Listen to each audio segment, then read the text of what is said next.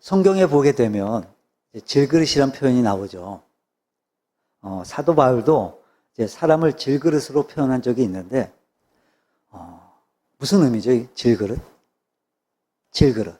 네, 깨지기 쉬운 연약한 존재라는 거예요. 깨지기 쉬운 존재, 연약한 존재. 여러분, 우리 인간이 뭐 만물의 영장이라고는 우리가 말을 하지만, 그래서 세상에 제일 강한 존재인 양 막 자랑을 하지만, 사실은 이렇게 깨지기 쉬운 연약한 존재라는 거예요. 아무리 강한 척을 해도 여러분, 사람은요, 정말 남들은 모르는 그런 고통과 아픔을 누구나 다 한둘씩은 다 갖고 있어요. 예외 없이 누구나 다 육체적으로나 심적으로나 누구나 다 있어요. 누구나 다 한둘씩은. 그래서 그걸 좀 해결해 보려고 막 이런저런 방법들을 막 동원해서 막 길을 쓰고 노력도 해보지만, 그래서 해결이 되는 것도 있긴 한데, 근데 어떤 건 정말 아무리 애를 쓰고 노력을 해도 해결이 안 되는 것도 있어요. 안 되는 게 있어요. 그러니까 사람의 힘으로, 사람의 능력으로는 도저히 이게 안 되는 것도 있어요. 그래서 하나님을 원망하고 불평해요. 왜 나만 이런 고통을 겪어야 되냐고. 그래서 나는 불행하다고 생각하는 거예요. 나는 불행하다. 그래서 평생을 그렇게 고통 속에 살기도 해요. 그럼 성경을 봐도요, 정말 많은 사람들이 이렇게 이런저런 아픔들을 겪어요. 그럼 야곱 보세요, 야곱. 환도뼈가 부러졌잖아요, 환도뼈가. 그래서 평생을 장애인으로 살았어요, 쉽게 말하면. 그리고 또 이삭은 어땠죠? 뭐가 안 좋았죠? 눈이 나빴잖아요, 눈이. 여러분, 심지어 눈앞에 있는 자식을 이게 첫째인지 둘째인지 분별할 수 없을 정도로. 그러니까 쉽게 말하면 거의 장님인 거죠, 거의 뭐. 바로 앞에 있는 자식이 첫째인지 둘째인지도 모를 정도니까. 또 야곱의 부인 레아도 그랬어요. 시력이 굉장히 안 좋았어요. 그런데다 동생 라헬보다 인물이 좀 많이 부족했잖아요. 그래서 남편의 사랑을 좀 받아보려고 진짜 엄청 고생을 했어요, 엄청.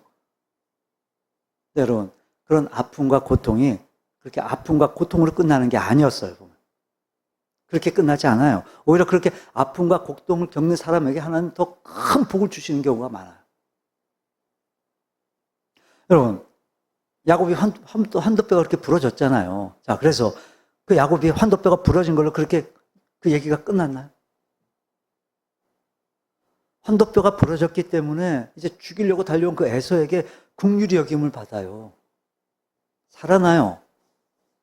또 레아는 이 못생긴 것 때문에 남편의 사랑을 받고자 여러분 열심히 자식들을 낳았는데, 여러분 몇이나 낳았죠? 자식들을? 7남매 낳았어요. 7남매.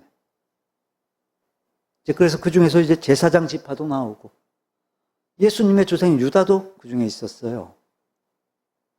다시 말해 레아가 메시아의 육체의 조상이 된 거예요. 육체의 조상이. 예수님의 조상. 자, 그리고 또 대표적인 사람이 오늘 본문의 주인공, 이 사도 바울. 이 사도 바울에게는요, 육체의 가시라고 표현하는 그런 큰 고통이 있었어요. 이 가시가 뭔지 이제 여러 가지 견해들이 있는데, 일단 이 본문에서 말하는 가시는 헬라어로 스콜라스예요. 스콜라스. 그러니까 가시라는 의미 외에 파편, 말뚝 뭐 이런 의미가 있어요. 그래서 어떤 학자들은 이걸 간질이라고 하는 학자들도 있고, 또 어떤 학자들은 이걸 안질이라고 하는 학자들도 있는데, 이제 대부분은 우리가 알고 있는 것처럼 안질로 봐요, 안질. 이게 왜 그러냐면, 바울이 주님을 만났을 때 이 다메섹 도상에서 강렬한 빛을 봤잖아요. 그래서 갈라디아 교회에 보낸 서신을 보면요, 이 갈라디아 교회 성도들이 바울에게 눈이라도 빼어주려고 했다는 그런 기록이 나와요. 우리 한번 찾아볼까요? 갈라디아서 4장 14, 15절 한번 찾아보세요. 네, 갈라디아서 4장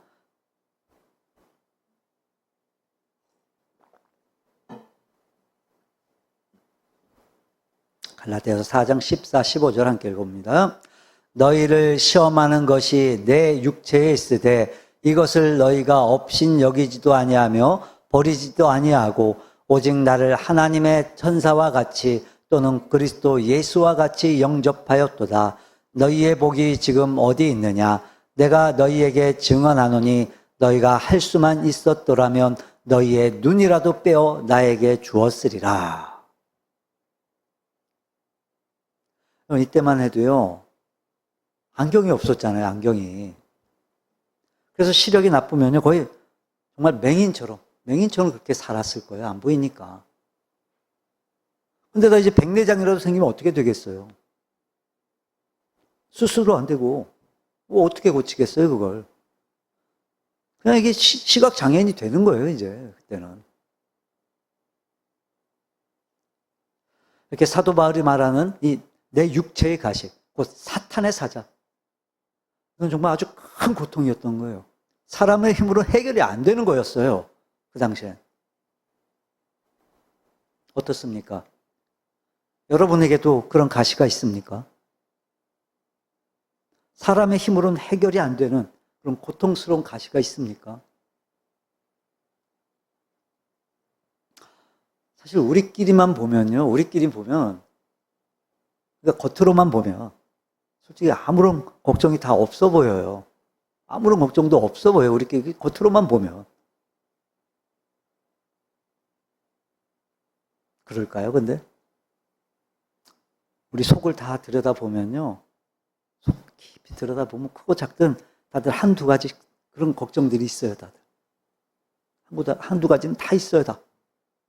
그래서 어떤 분은 육체의 질병, 이 육체의 가시를 가진 분도 있을 거고, 또 어떤 분은 정신적인 가시, 이 영적인 가시를 갖고 있는 분들도 있을 거고, 또 어떤 사람은 이 사람이라는 그런 가시를 갖고 있는 분들도 있을 거예요.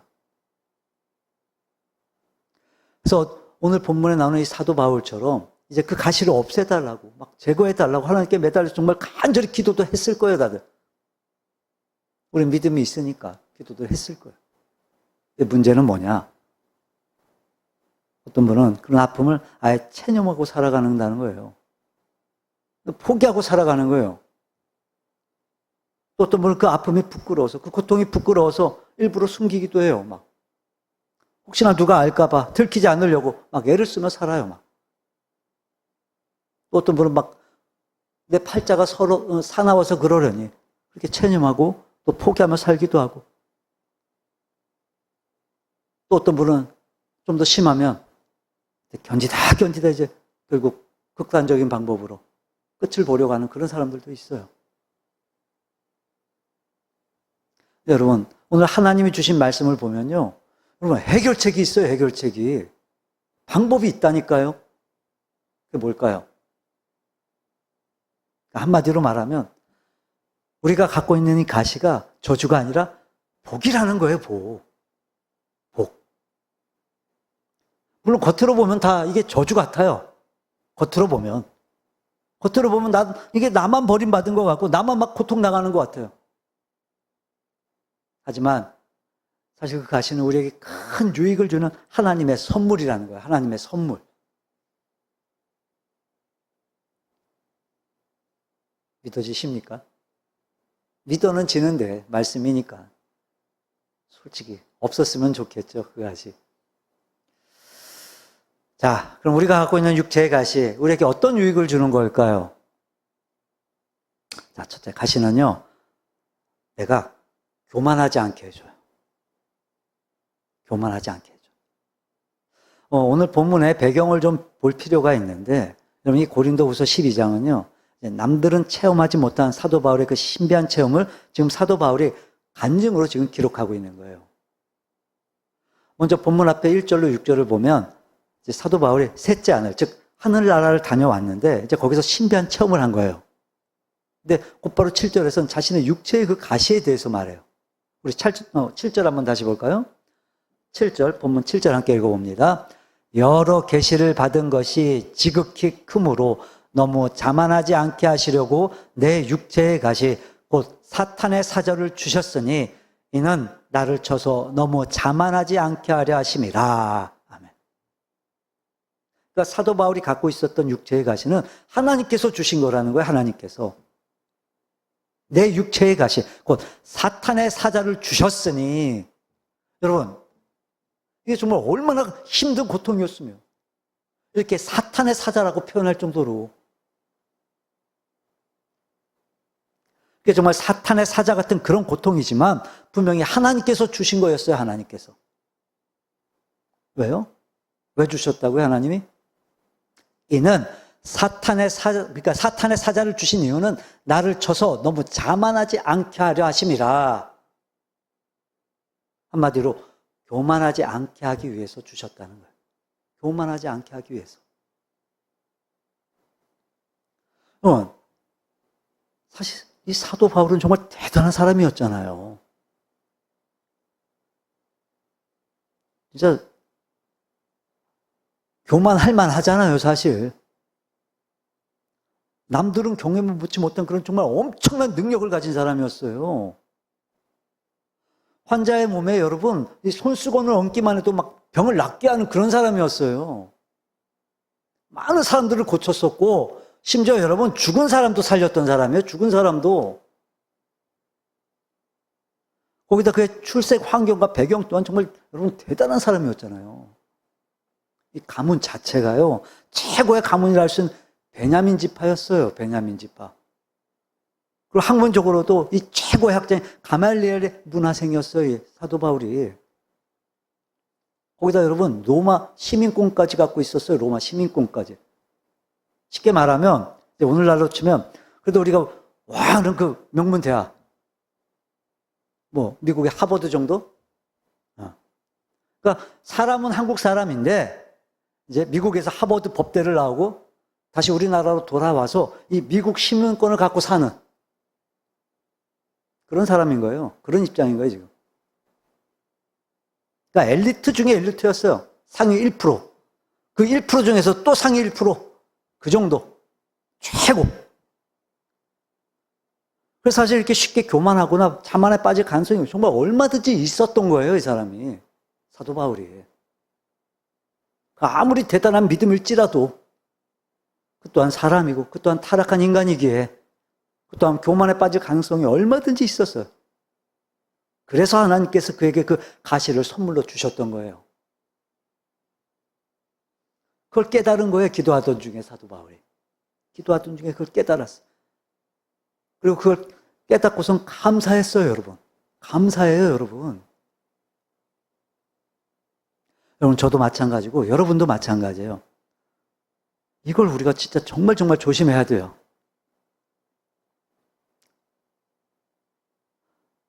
우리 솔직히 쉽게 볼 수 있잖아요. 성공한 사람들 볼 때.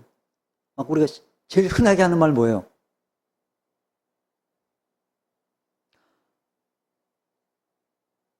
쟤 성공하더니 사람 좀 이상해졌어, 쟤. 사람이 변했어, 쟤. 아, 자식이 돈 좀 번다고 저게 성공 좀 했다고 아주 그냥 기고만장해, 아주. 여러분, 나는 안 그럴 것 같죠? 나는 안 그럴 것 같죠? 나는 그만큼 없어 와서 지금 아직 모르지만. 여러분, 그 성공한 쟤도, 우리가 욕하고 있는 쟤도요, 처음엔 나는 안 그럴 거라고 생각했었을 거예요, 아마. 사람은요, 일이 잘 풀릴 때 조심해야 돼요. 또 일찍 성공하게 될 때도 조심해야 돼요. 자기도 몰라요, 그건. 자기도 모르게 사람은 교만해지기가 쉬워요. 그렇게 만들어 가요. 이 물질이라는 게, 성공이라는 게, 사람은. 근데 여러분, 하나님은요, 그 교만을 너무도 싫어하세요, 너무도. 왜요? 왜 싫어하실까요? 사람이 교만해지면요, 하나님을 무시하거든요. 그리고 하나님이 말씀하실 때 자기 생각을 앞세워요, 하나님 앞에. 그거 순종하질 않아요, 교만해지면. 그럼 목사는 어떻게 했어요, 목사는? 하나님 무시하는데, 목사는 어떻게 했어요? 목사의 설교가 어떻게 들리겠어요? 하나님의 말씀으로 그게 들리겠어요, 그게? 그래서 하나님은 교만한 자를 물리치시고 겸손한 자에게 은혜를 베푸신다는 거예요. 여러분, 꼭 편한 환경만이, 좋은 환경만이 하나님의 사랑은 아닌 거예요. 그럼 만약 우리에게 이 편한 일만 있다면, 계속해서 편안함만 있다면 우리의 믿음이 성장할 수 있을까요? 성장은커녕 어쩌면 여러분 지켜내지도 못할지도 몰라요. 에이, 설마 그 정도까지는 아니겠죠. 여러분, 잠언 16장 18절을 보면요, 교만은 패망의 선봉이요 거만한 마음은 넘어짐의 앞잡이니라 분명히 말씀하세요. 그래서 하나님께서는 우리가 교만하지 않게 하시려고 우리에게 가시를 주실 때가 있는 거예요. 그러니까 우리는 그 가시를 통해 우리가 고통과 아픔을 겪을 때마다 자신을 우리는 돌아볼 수 있어야 돼요. 그리고 성장할 수 있어야 돼요. 그래서 주시는 거예요, 가시. 선물로 주시는 거예요, 선물로. 가시를. 자, 그리고 또 우리가 갖고 있는 육체의 가시는 우리에게 또 어떤 유익을 주냐면 이 하나님과의 관계를 올바로 유지하게 해줘요. 이 가시가. 하나님과의 관계를 유지하게 해줘요. 올바로. 그럼 본문을 보면요. 오늘 본문을 보면 이 바울 사도가요. 하나님께 가시 제거해달라고 3번을 기도를 해요. 3번 기도했대요. 우리 8절 다시 볼까요? 8절. 8절 함께 읽어봅니다. 이것이 내게서 떠나가게 하기 위하여 내가 3번 주께 간구하였더니. 왜요? 왜 그렇게 기도를 했을까요? 뭐 별거 아니면 그렇게까지 기도했겠어요? 그 가시가 너무 힘드니까. 또 그 가시 때문에 복음을 전하는데 어려움이 있으니까. 그러니까 그 가시가 이제 복음을 전할 때 사람들에게 덕이 되지 않는다고 생각을 했던 거예요. 내 몸에 그런 가시가 있으면. 그래서 건강한 몸으로 힘있게 당당하게 복음을 전하고 싶었던 거예요, 사도 바울이. 하지만 이 사도 바울의 기도는요, 그가 원하는 대로 응답되질 않아요. 않았어요. 그리고 그런 그의 바람과는 다르게 하나님은 뭐라고 말씀을 하시냐면 9절 볼까요? 9절 함께 읽어봅니다. 나에게 이르시기를 내 은혜가 내게 족하도다. 이는 내 능력이 약한 데서 온전하여짐이라 하신지라. 그러므로 도리어 크게 기뻐함으로 나의 여러 약한 것들에 대하여 자랑하리니 이는 그리스도의 능력이 내게 머물게 하려 함이라. 아멘. 사도 바울의 생각엔 이 가시가 없는 게 더 좋았을 것 같았어요. 그러니까 하나님의 일을 하는 데 있어서 이게 방해가 된다고 생각을 했어요. 근데 하나님은 이 은혜가, 내 은혜가 내게 족하도다 하세요. 그러니까 네가 그 가시를 그대로 가지고 있는 게 더 좋다라고 말씀을 하시는 거예요. 이야, 여러분. 우리 같으면 얼마나 정말 답답했을까?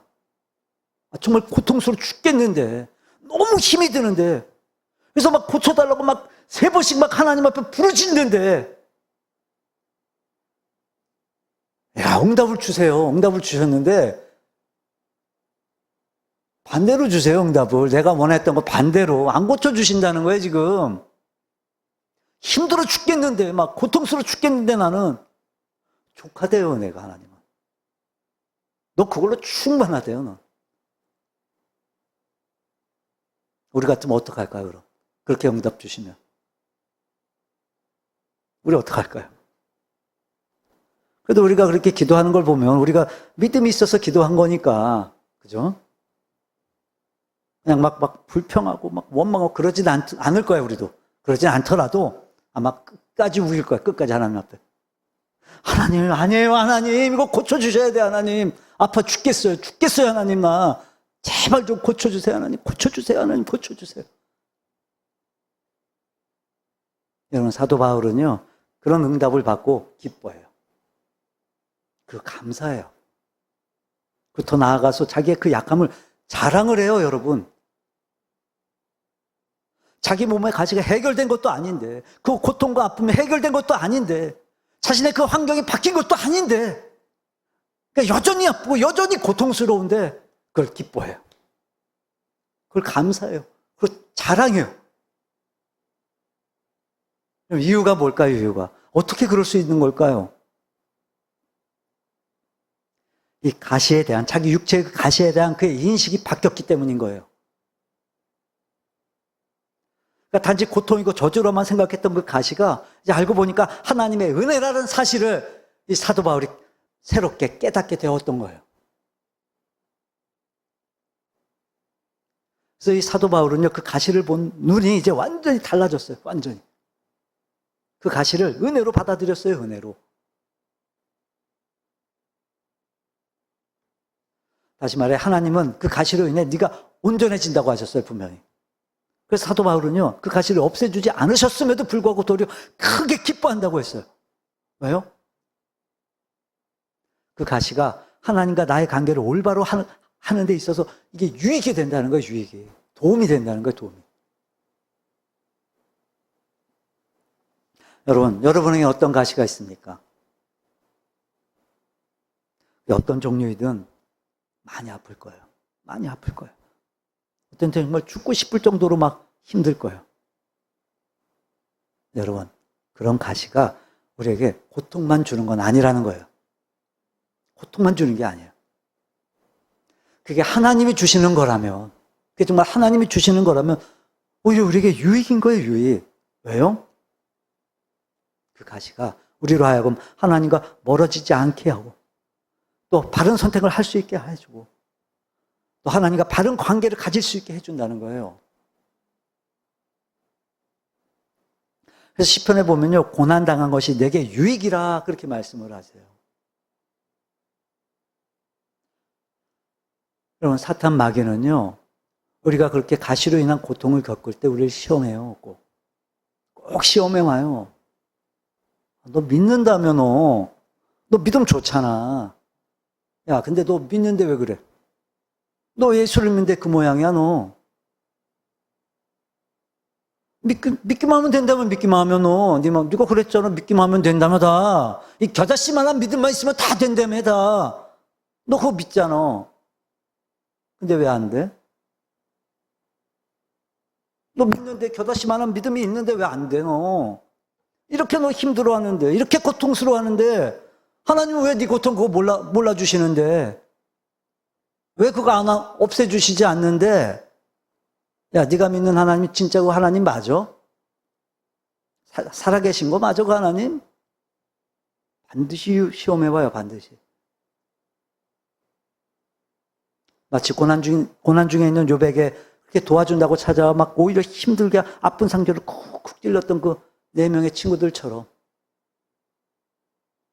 우리를 시험해와요, 반드시. 그럴 때 여러분 정신 바짝 차려야 돼요. 여러분, 사도 바울도 정말 오죽 힘들었으면 그 가시를 지금 사탄의 사자라고 표현을 했겠어요. 사탄의 사자라고. 여러분, 우리 믿는 자들에게 주어지는 이 고난의 가시는요, 나를 되돌아보게 해줘요. 돌아보게 해줘요. 나를 성찰하게 해주는 거예요. 그 가시로 인해 그 문제를 바라보는 눈을 새롭게 해주는 거예요. 그래서 나와 하나님과의 바른 관계를 유지할 수 있도록 도와주는 거예요. 그래서 하나님의 선물인 거예요, 이 가시가. 자, 그리고 또 우리가 갖고 있는 육체의 가시가 또 우리에게 또 어떤 유익을 주냐면요, 여러분, 약한 내가 강한 사람임을 알게 해줘요. 이 가시가요, 약한 나를 강한 사람인 줄로 내가 깨닫게 해줘요. 9절 볼까요, 9절 다시 한번 읽어봅니다.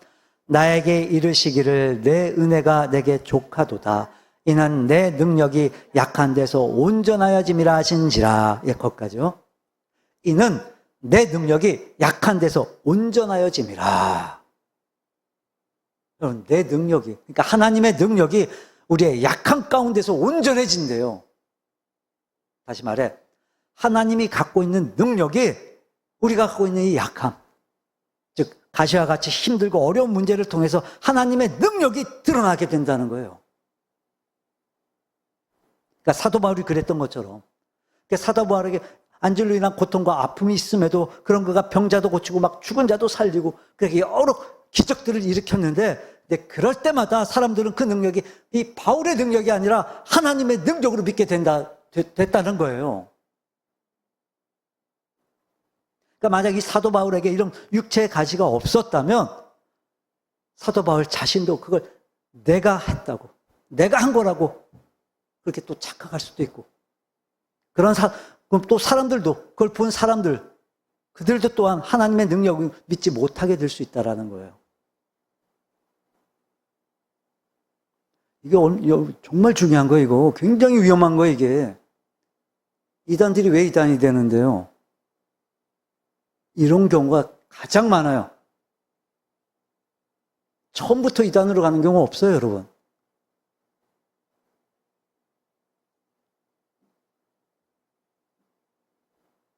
여러분, 하나님이 우리의 힘으로는 해결이 안 되는 이런 아주 아픈 가시들을 주셔서 우리가 약한 자가 되게 하시는 건 이유가 뭐냐면, 그러니까 우리가 슬퍼하고 포기하게 하려 하시는 게 아니라 오히려 하나님의 그 큰 은혜를 우리가 자랑하게 하시려고 하는 거예요.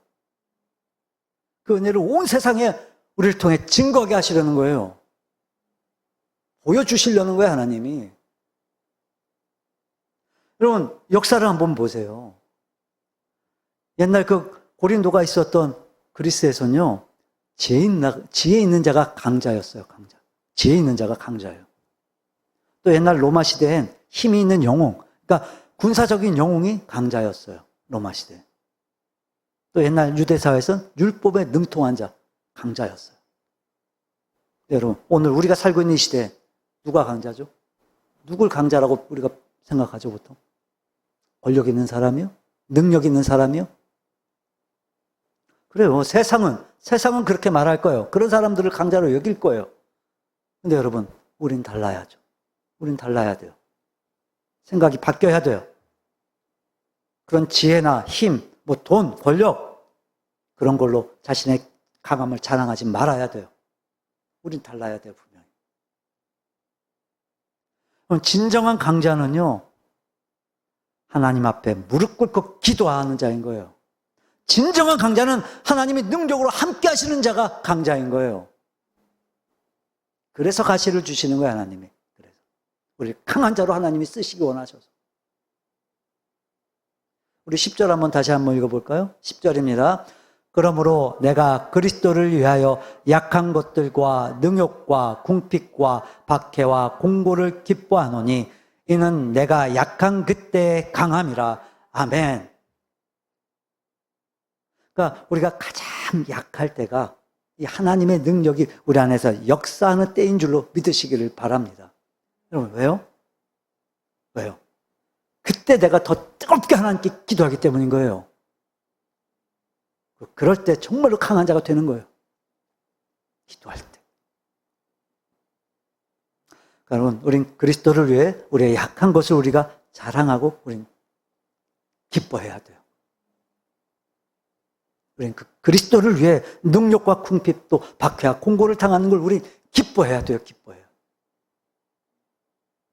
그럴 때 내가 하나님 의지하게 되는 거예요. 그럴 때 하나님의 능력이 온 세상에 나를 통해 나타나는 거예요. 증거되는 거예요.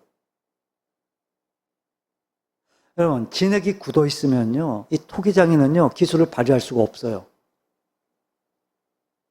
이 토기장의 능력과 기술은 흙이 부드럽고 연할 때 온전하게 나타나게 되는 거예요.